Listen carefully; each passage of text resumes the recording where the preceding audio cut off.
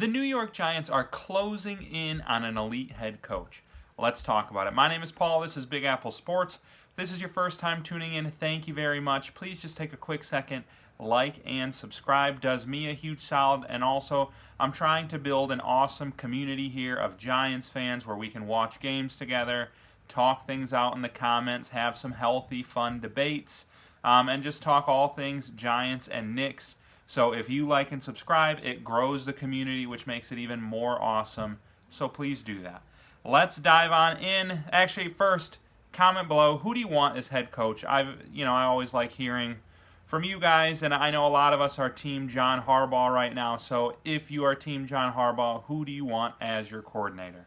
And John Harbaugh is actually who I am going to be talking about today. There are several different bits of information that have come out today, and to me, all signs are pointing that he is going to be a Giant, and it could be very soon. So let's dive into some of these rumors that have come out.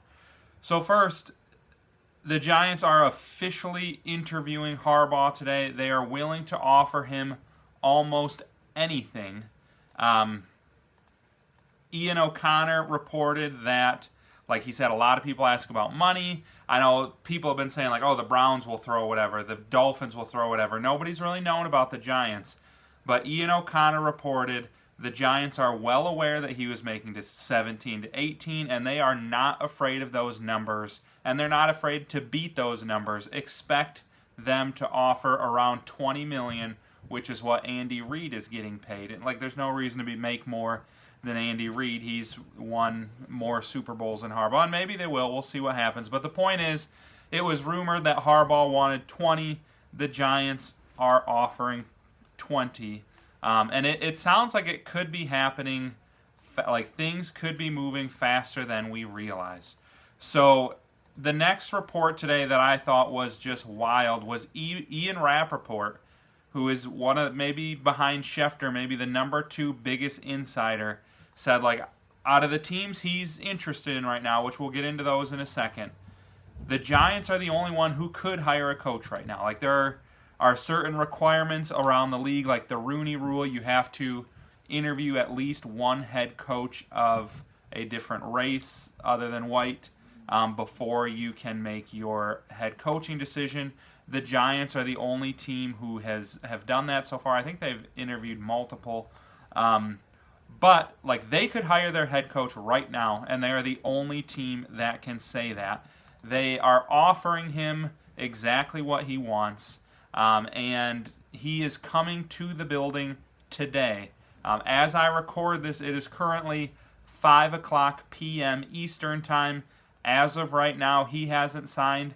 I'm probably posting this video at like 5:30. It's possible by the time I post it, he signs. Like, I don't know what's going to happen. Could be a couple days. I mean, Harbaugh, he might be a guy who wants to make sure he does his due diligence and visits every team. But like I've been saying all week, this is the best job. I'll get into the other ones he's considering because it sounds like there's kind of a narrowed down list there. But the Giants are the best job. They're going to offer him what he wants. They're going to be able to offer him power. The last Giants video I did, I'll link it here. It was reported that Joe Shane is willing to cede some of his control to bring in Harbaugh, and he's all in on him. So it's like if you have the money, you have him in the building, you have the ability to hire him, you have the most desirable job. Like, get it done now. Don't even let him visit those other teams. Give him a blank check if you have to. Bring him here. So getting into the other teams he's considering, it sounds like at this point it's Falcons, it's Titans, and it's Giants. Like, Miami's also somewhat rumored, but with them already hiring a new general manager before going after him, like, it sounds like they're pretty much out of it, and it is Falcons, it is Titans, it is Giants. And all 3 jobs are interesting because all 3 have young quarterbacks. And, in most years, if it's a quarterback who is picked number 1 overall versus a quarterback who is picked number 25 overall, I think a lot of times people would think, yeah, that number 1 QB is going to be the most desirable place to go. But I actually made my handy assistant ChatGPT make me a chart comparing Cam Ward, Jackson Dart, and Michael Penix. And frankly, it's not even close. Let's look into that a little bit. So first things first, they've actually all played a similar amount of games. I think Cam Ward has played he played all 17 this year. Jackson Dart, you see there's an asterisk. It wants to give him credit for 14 games, but those first two, he just came in and handed it off once. Came in for Russell Wilson weeks 1 and 2 just to run an option play. So I made ChatGPT take those 2 games out of his average because he really didn't play in them. And then Penix, between his 2 seasons, has played 14.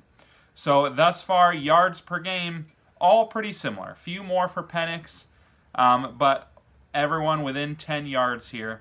Passing touchdowns, Dart and Cam Ward lead the way. But like I said, Dart did it in 5 less games than Cam Ward did. Same amount of touchdowns, and Cam Ward actually has 2 more interceptions. Penix has 1 more pick and 3 less touchdowns, despite playing 2 more games. You look at completion percentage, same thing. Jackson Dart, head and shoulders, almost 4% above the other 2.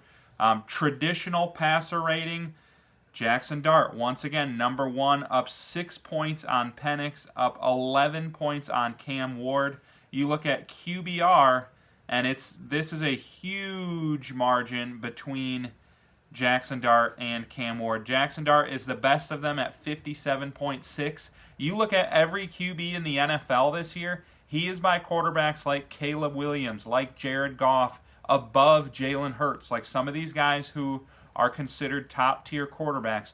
You look at Cam Ward, he is last in the NFL out of those who started a certain number of games. So the choice there to me is pretty clear. You'll notice there's kind of a little asterisk that says weighted underneath Michael Penix. There's no way, all the stat reference sites don't combine QBR over seasons. So this year, I think Penix's QBR was 57. Last year it was 47. So I just told them hey, he played this many games this year, this many last games. Give me a weighted average of his QBR. That's what it came out with. And then if you haven't, felt like Jackson Dart has separated himself enough just in the pure passing numbers, look at those rushing numbers. An additional 9 touchdowns for him, which I believe is the most besides Cam Newton, number 2 all time. And a combined 24 touchdowns this year to only 5 picks. That is, terrible math here. 7 more total touchdowns than brain farting here. Cam Ward for the entire season, despite playing in 5 less games. And Michael Penix, 14 career touchdowns total compared to 24. That is a difference of 10 despite playing in 2 less games. And then if you look at total yardage, adding in the rushing per game, Jackson Dart is just in a league of his own right now. So, to me, the choice is simple. John Harbaugh, even besides quarterback, yes, you look at the numbers, we just broke them down, Jackson Dart, easily number 1. But if you're tempted and you're man, Cam Ward was really bad early in the season, late in the season, he really came on strong.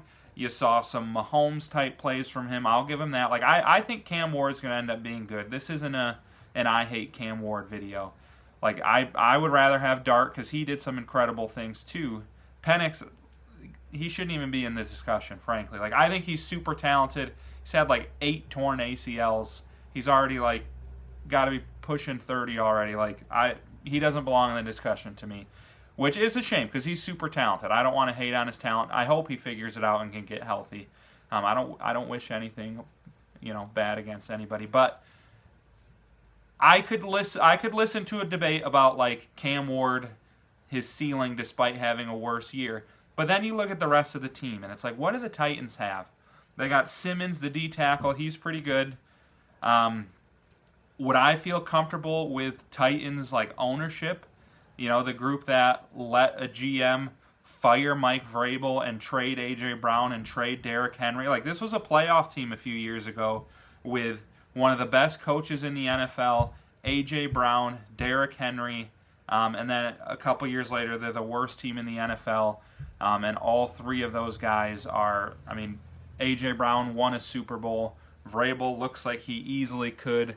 Henry didn't win a Super Bowl, but he's been incredible for the Ravens. Like, I don't know what's going on in Tennessee. But then you just look at these rosters, and it's like, okay, what are the most important positions in the NFL? Quarterback, obviously.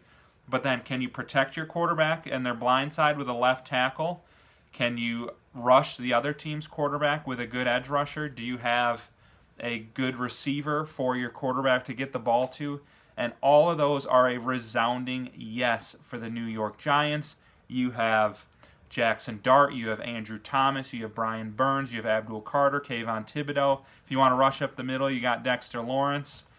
You got Malik Neighbors, you got Wan'Dale Robinson. I would take either one of those guys over anybody on the Titans receiving core. I'd maybe even, like, Darius Slayton might go and be the Titans' best receiver right now, just since Calvin Ridley struggled so much to stay on the field.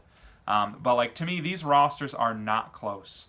And then, you know, you look at ownership. I know a lot of people hate on the Giants' ownership in the front office, but they've won 2 Super Bowls. And you got Brian Daboll right now. He's calling Harbaugh. He's calling any coach who wants to listen and saying, this is a great team to work for. This is a great organization to work for. They treated me super well. Jackson Dart is going to be a star QB. Like, to me, the stars have aligned here.